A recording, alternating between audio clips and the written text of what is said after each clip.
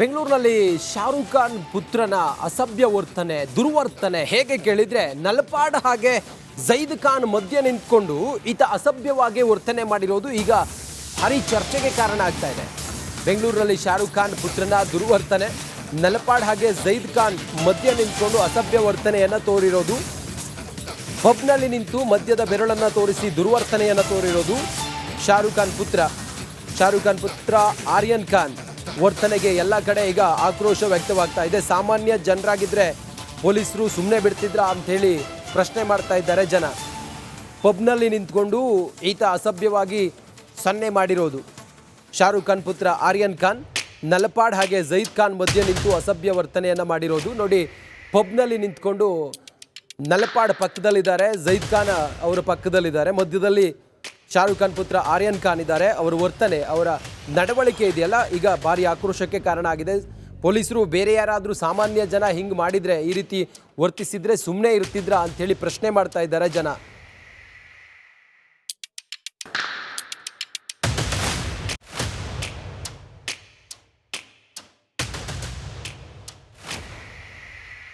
ಅಕ್ಕಪಕ್ಕ ಇರೋರು ಯಾರು ಸಾಮಾನ್ಯದವರೇನಲ್ಲ.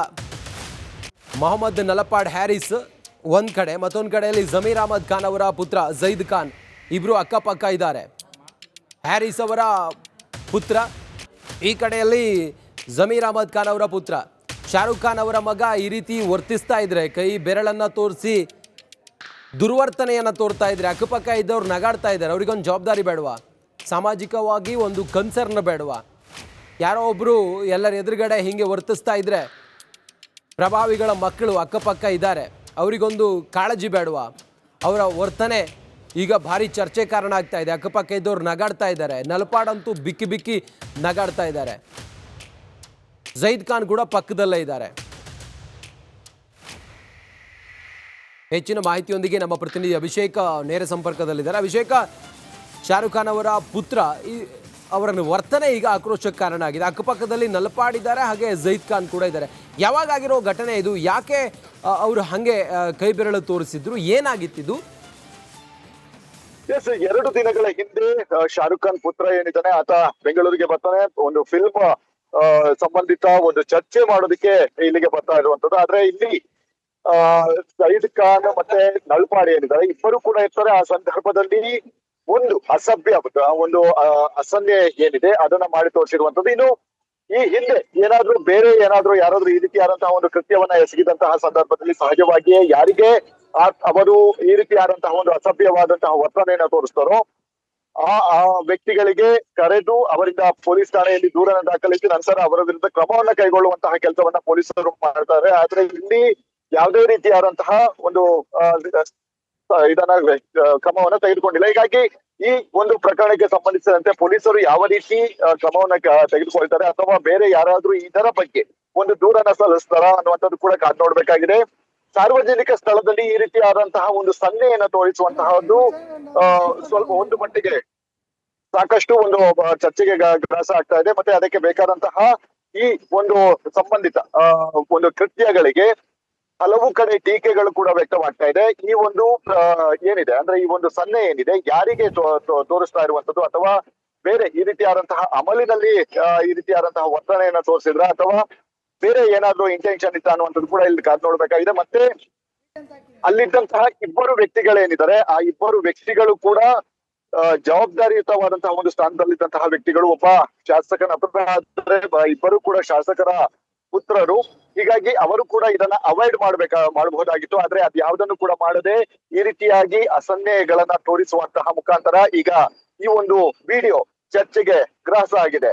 ರಂಜಿತ್, ಅಭಿಷೇಕ, ಇದು ಯಾವಾಗ ನಡೆದಿರೋ ಘಟನೆ? ಮತ್ತೆ ಯಾರನ್ನು ನೋಡಿ ಶಾರುಖ್ ಖಾನ್ ಪುತ್ರ ಆರ್ಯನ್ ಖಾನ್ ಆ ರೀತಿ ಹೇಳ್ತಾ ಇದ್ರು? ಮತ್ತೆ ಅಕ್ಕಪಕ್ಕ ನಲಪಾಡ್ ಹ್ಯಾರಿಸ್ ಇದ್ದಾರೆ, ಜೈದ್ ಖಾನ್ ಇದ್ದಾರೆ. ಅವ್ರು ಸ್ವಲ್ಪ ಹೇಳ್ಬೇಕಿತ್ತಲ್ಲ ಆರ್ಯನ್ ಖಾನ್ಗೆ, ಸುಮ್ಮನೆ ಇದ್ರಲ್ಲ, ಅವರು ನಗಾಡ್ತಾ ಇದ್ರಲ್ಲ. ಖಾಸಗಿ ಹೋಟೆಲ್ ನಲ್ಲಿ ಈ ರೀತಿ ಒಂದು ಬಂದಿರ್ತಾರೆ, ಅಂದ್ರೆ ಪ್ರೆಸ್ ಮೀಟ್ ಅಥವಾ ಫಿಲ್ಮ್ಗೆ ಪ್ರೊಡಕ್ಷನ್ ಏನೋ ಒಂದಷ್ಟು ಚರ್ಚೆಗೆ ಬಂದಿರ್ತಾರೆ. ಈ ವೇಳೆ ಜೈದ್ ಖಾನ್ ಮತ್ತೆ ನಲಪಾಡ್ ಇಬ್ರು ಕೂಡ ಜಾಯಿನ್ ಆಗ್ತಾರೆ. ಅಲ್ಲೊಂದು ಒಂದಷ್ಟು ಕಾರ್ಯಕ್ರಮಗಳು ಕೂಡ ನಡೆಯುತ್ತೆ. ನಂತರ ಅವರನ್ನ ಶಾರುಖ್ ಖಾನ್ ಪುತ್ರ ಅನ್ನುವಂತಹ ಒಂದು ಕಾರಣದಿಂದಾಗಿ ಅವರನ್ನ ನೋಡಲು ಬಂದಂತಹ ಅವರ ಅಭಿಮಾನಿಗಳಿಗೆ ಏನಿದ್ದಾರೆ ಅವರಿಗೆ ಈ ರೀತಿಯಾದಂತಹ ಅಸಹ್ಯೆಯನ್ನ ತೋರಿಸುವಂತಹ ಒಂದು ಕೆಲಸಗಳನ್ನು ಕೂಡ ಮಾಡಿದ್ದಾರೆ. ಇಲ್ಲಿ ಗೌರವಾನ್ವಿತವಾಗಿ ನಡೆದುಕೊಳ್ಬೇಕಾದಂತಹ ಒಬ್ಬ ಒಂದು ಪಬ್ಲಿಕ್ ಫಿಗರ್ ಅಂತ ಏನ್ ಹೇಳಲಾಗುತ್ತೆ ಅವರು ನಡ್ಕೊಳ್ಬೇಕಾಗುತ್ತೆ. ಆದ್ರೆ ಇಲ್ಲಿ ಈ ರೀತಿಯಾದಂತಹ ಪಬ್ಲಿಕ್ ಫಿಗರ್ಗಳೇ ಸಮಾಜವನ್ನ ದಾರಿ ತಪ್ಪಿಸುವಂತಹ ಒಂದು ಕೆಲಸಗಳನ್ನು ಕೂಡ ಮಾಡ್ತಾ ಇದ್ದಾರೆ. ಅದು ಅಲ್ಲದೆ ಇಬ್ಬರು ಶಾಸಕರ ಪುತ್ರರು ಅವರು ಕೂಡ ಒಂದು ಜವಾಬ್ದಾರಿ ಇದೆ. ಈ ರೀತಿ ಮಾಡಿದಂತಹ ಸಂದರ್ಭದಲ್ಲಿ ಹಿಂದೆ ಏನಾಗಿತ್ತು, ಯಾವ ಕೇಸ್ಗಳಾಗುತ್ತೆ ಅದೆಲ್ಲದರ ಬಗ್ಗೆ ಅರಿವಿರುತ್ತೆ. ಆದ್ರೆ ಅದ್ಯಾವುದನ್ನು ಕೂಡ ಅವರು ಅವಾಯ್ಡ್ ಮಾಡೋದಕ್ಕೆ ಹೋಗ್ಲಿಲ್ಲ. ಈ ರೀತಿಯಾದಂತಹ ಒಂದು ಮಾಡಿದಂತಹ ಸಂದರ್ಭದಲ್ಲಿ ಅವರು ಅದಕ್ಕೆ ರಿಯಾಕ್ಷನ್ ಕೊಟ್ರೆ ಹೊರತು, ಅಂದ್ರೆ ಸಂತೋಷದ ರಿಯಾಕ್ಷನ್ ಕೊಟ್ರೆ ಹೊರತು ಬೇರೆ ಯಾವುದೇ ರೀತಿಯಾದಂತಹ ಒಂದು ತಡೆಯುವಂತಹ ಒಂದು ಕೆಲಸಗಳನ್ನು ಕೂಡ ಮಾಡಿಲ್ಲ. ಹೀಗಾಗಿ ಸದ್ಯದ ಮಟ್ಟಿಗೆ ಈ ಒಂದು ವಿಡಿಯೋ ಎಲ್ಲೆಡೆ ಹರಿದಾಡ್ತಾ ಇದೆ. ಬೆಂಗಳೂರಿಗೆ ಬಂದಂತಹ ಶಾರುಖ್ ಖಾನ್ ಪುತ್ರ ಏನಿದ್ದಾನೆ ಆತ ಬೆಂಗಳೂರಿಗೆ ಆ ಒಂದು ಸನ್ನೆಯನ್ನ ಮಾಡುವಂತಹ ಮುಖಾಂತರ ಅವಮಾನ ಮಾಡಿದ್ದಾನೆ ಅಂತ ಹೇಳಿ ಸಾಕಷ್ಟು ಸಾಮಾಜಿಕ ಜಾಲತಾಣದಲ್ಲಿ ಚರ್ಚೆ ಆಗ್ತಾ ಇದೆ. ಇದರ ಬಗ್ಗೆ ಪೊಲೀಸರು ಕ್ರಮವನ್ನ ತೆಗೆದುಕೊಳ್ಬೇಕು. ಮತ್ತೆ ಈ ಹಿಂದೆ ಮಾಡಿದಂತಹ ವ್ಯಕ್ತಿಗಳೇನಿದ್ದಾರೆ ಅವರ ವಿರುದ್ಧ ಕ್ರಮ ಕೈಗೊಳ್ತೀರಿ. ಇವರೇನು ಪ್ರತಿಷ್ಠಿತರು ಅನ್ನುವಂತಹ ಒಂದು ಕಾರಣದಿಂದಾಗಿ ಇವರನ್ನ ಹಾಗೆ ಬಿಡೋದು ಎಷ್ಟು ಸರಿ, ಇವರ ಮೇಲೆ ಕೂಡ ಕ್ರಮವನ್ನ ಕೈಗೊಳ್ಳಿ. ಬೆಂಗಳೂರು ಯಾರಿಗೂ ಕೂಡ ಬಿಟ್ಟಿಲ್ಲ. ಅಂದ್ರೆ ಎಲ್ಲರೂ ಬಂದು ಈ ರೀತಿಯಾದಂತಹ ಒಂದು ಕೃತ್ಯವನ್ನ ಎಸ್ಗಿ ಹೋಗ್ತಾರೆ.